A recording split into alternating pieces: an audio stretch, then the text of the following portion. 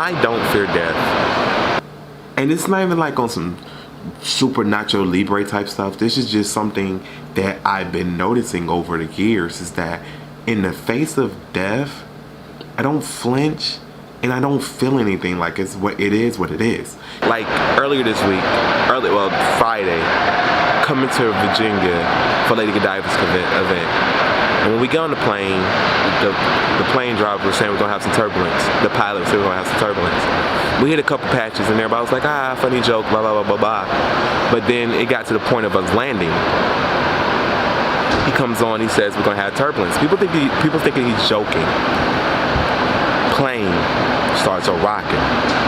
It starts to boom, boom, boom, boom, boom, boom, boom. And the plane starts shaking like a salt shake. It starts shaking uncontrollably. Like this wind was blowing so hard that it was tossing the plane, right? Like that's how the plane was getting thrown around in the air by the wind. So everybody started panicking. The woman next to me started frantically shaking.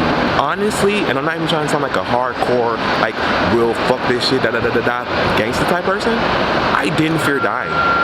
And this is not my first experience having a near-death experience, because that plane was rocking and rolling, it was throwing around things. This was like at peace. Like if that was it, like I done got to the point in my life where it's like, if death was to come get me, then it's gonna come get me. But it's like, if it's the end, it's the end. Like if I can't control it, I don't think too much about it.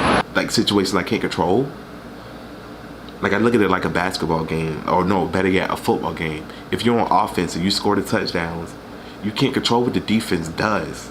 So if it comes, it comes. But god damn it, I tell you what, I had fun. Like last year, I was involved in a car crash with an Uber driver with the car spinning around, and we got out unscathed. Actually, it's cold out here. But it makes the video cool, right? Like my Uber driver was driving, and some no driving person cut us off, so he swerved to not hit them. Then he swerved back in the lane. He had to swerve out again, and he ended up tail spinning. And we spent around like 10 times, right? We ended up facing the street, like sideways. So I'm facing the street, ongoing traffic, and I could have been killed. Like if traffic was coming, or if traffic didn't slow down to see the accident, I would have died. And he's bawling at the eyes. I'm talking about he's crying.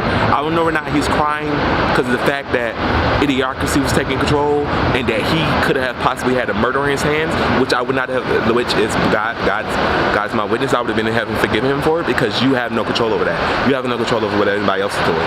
But he was crying, and I like, was like in my mind, I was like, man, I laughed it off. I didn't laugh it off in that moment because it'd be really insensitive of him right there that moment. But I told him, it's okay, man.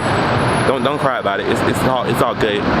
Like, 'cause it's like, maybe it's just me understanding that if you do good on this earth, you don't have to worry about running out of time, because you already have enough. You have enough time on this earth to make a long-lasting impact, and if you die tomorrow, you would live on forever. Maybe it's that. Maybe it's just I'm goofy. Maybe it's just I'm silly, and I just don't understand the severity of situations when I'm in them. But at the end of the day, I do believe that if you have a chance to do good, you should always do good. Like recent, just now in the airport, this lady, she was walking, these other dudes was like power sprinting on, you know how the people, you know the sidewalk thing, the escalator, it was power sprinting through it.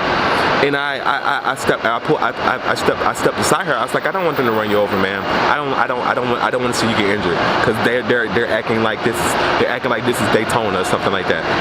And she was like, so she was like, thank you, and I'm talking to her, whatever. She said, you know what, I like your spirit. I honestly needed that. So it's like, you never know what a kind gesture can mean to a stranger in that moment. So just think about that.